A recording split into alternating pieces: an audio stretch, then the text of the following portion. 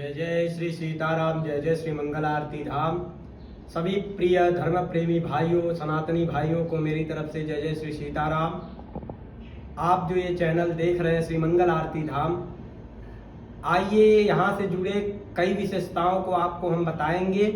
उससे पहले हम बाबा का दर्शन कराएंगे और श्री सदगुरुदेव के चरणों में कोटि कोटि प्रणाम करते हुए, नमन करते हुए, वंदन करते हुए हम आगे बढ़ेंगे। और उससे पूर्व हम जानते हैं कि ये मंदिर कब से हुई और यहाँ पे आने वालों का कैसे मनसा पूरा होता है।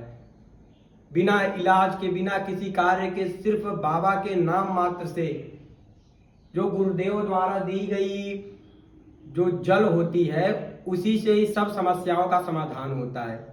तो ये हमारे श्री मंगल आरती धाम के ये बाबा जी श्री हनुमान जी महाराज श्री गुलरखेड़ी धाम के बड़े प्रसिद्ध हैं।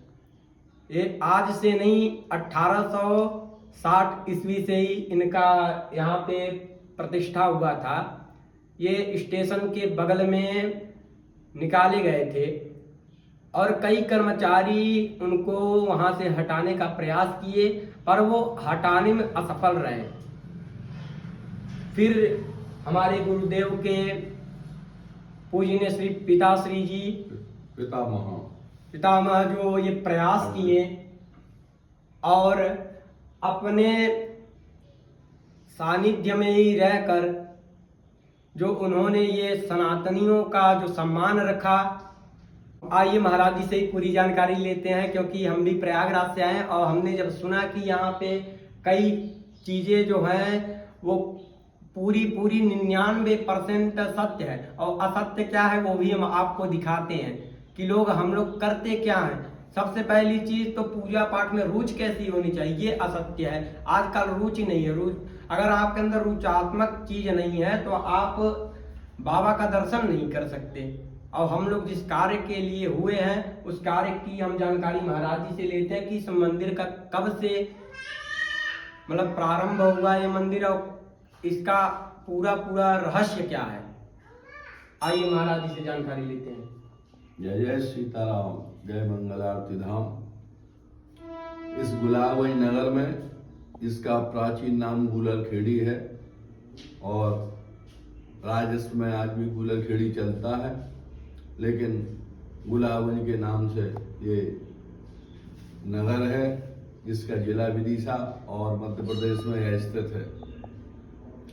इस धाम पर सही समय बता पाना तो संभव नहीं है।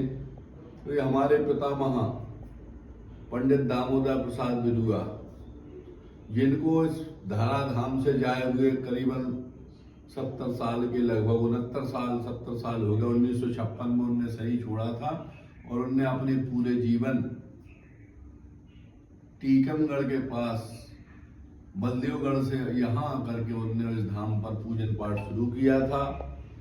और पहले यहाँ पर सिर्फ खेड़ापति माता जी का स्थान था, महामाई का स्थान था। जब हमारे पितामह यहाँ पर आए हो खेड़ापति माता जी की पूजा करते थे, उसी कुछ समय के बाद में यहाँ से कुछ पल की दूरी पर स्थित रेलवे स्टेशन गुलाबगंज है और रेलवे स्टेशन के पीछे रेलवे ने बड़ा कुआं खुदवाया। उस कुआं से इस मूर्ति का, जब कुआं खुद रहा था तो उस जगह से मूर्ति निकली। तो सभी ने कहा कि पास में पुजारी जी है, मंदिर है, वहाँ पीपल का बड़ा पेड़ था, उस पेड़ से ला करके सबने मूर्ति टिका दी, सबने पूजा पाठें करी। लेकिन एक दिन के बाद में क्या होता है कि जिस जगह से, रेलवे की जगह से ये मूर्ति निकली थी कुआं से, रेलवे वालों ने सोचा कि आज इस कुआं के किनारे में ही अपन को मंदिर बनाना चाहिए। तो दूसरे दिन सभी लोग मूर्ति को वापस लेने आ गए। दादाजी से बोले कि हम तो जो मूर्ति कल रख गए थे वो ले जा रहे हैं, क्योंकि हम रेलवे की जगह में मंदिर बनाएंगे। दादाजी ने बोला जैसी आपकी मर्जी। फिर वो मूर्ति को उठाया तो मूर्ति उठी नहीं। जिस मूर्ति को 5-10 लोग लेकर के आए थे वो 25, 50 और 100 जनों से भी मूर्ति नहीं हिली।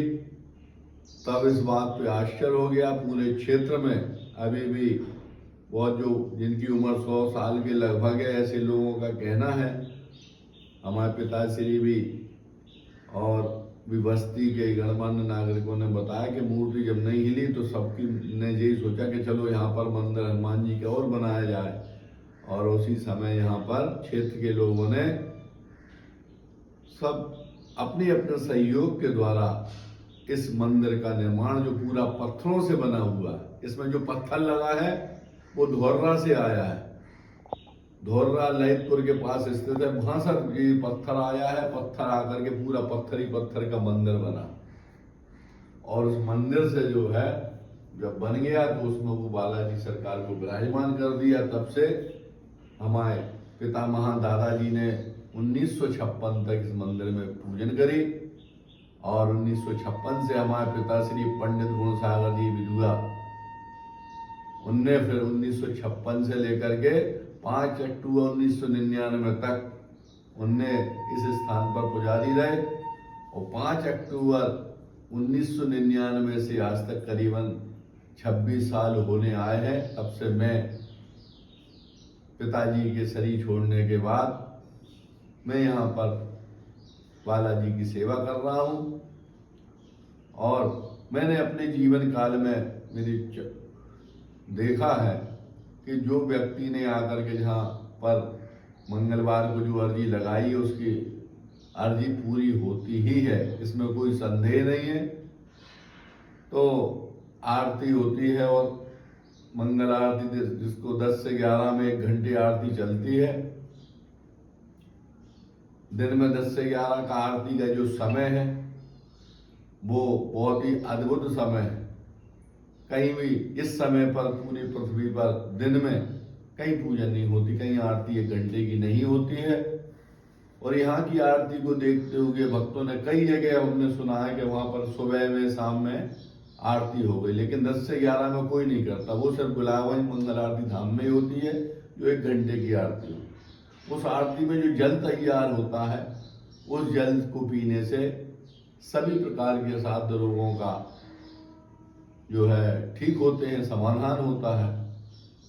और हर प्रकार की अर्जी जीवन में हमारी जो भी समस्या है उन सब समस्याओं के लिए आप भगवान के चरणों में अर्जी लिख करके और भगवान के चरणों में रख सकते हैं। अर्जी लिखने का भी मैं नियम बता दूं कि एक सादा कोरे ताव पे कागज पर ऊपर जय सिया राम लिख करके और अपनी बात को पूरा बालाजी के चरणों में लिख के आपकी जो समस्या है, लेकिन अर्जी में एक काम ही लिखना चाहिए, 2-4 काम नहीं लिखना चाहिए। एक काम लिखें, जब आपका वो काम पूरा हो जाए तो दूसरे काम के लिए फिर दूसरी अर्जी लगाओ। तो अर्जी लिख करके एक नारियल के ऊपर कलावा आटी के द्वारा बांध करके और आरती के पश्चात भगवान के चरणों में रख देवे। 1 घंटे आरती में भगवान के धाम में यहाँ जब आरती चले उस समय सभी भक्तों को चाहिए कि वे सीताराम सीताराम राम जी का भजन करते रहे 1 घंटे। और यदि इस विधि से वो अर्जी लगाते हैं तो वो खुद कुछ दिन में अनुभव करेंगे अर्जी लगाने के बाद कि उनने जो कामना के लिए अर्जी लगाई थी वो पूरी हो गई। और कुछ व्यक्ति जो है कई बार एक कागज में 2-4 अपनी कामना लिख देती है, वो गलत है। क्योंकि 2-4 चीजें आपने लिखी, एक आध काम हो गया तो आपको उतना विश्वास नहीं होगा। यदि आपने एक काम लिखा है भगवान के समक्ष अपनी अर्जी में और वो काम पूरा होता है तो व्यक्ति के मन में अटूट श्रद्धा होती है। इस धाम पर भारत के कई राज्यों से लोग आते हैं।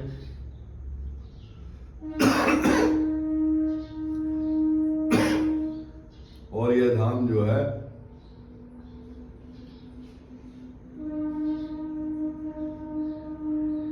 अपने इस प्राचीन महत्व को रखते हुए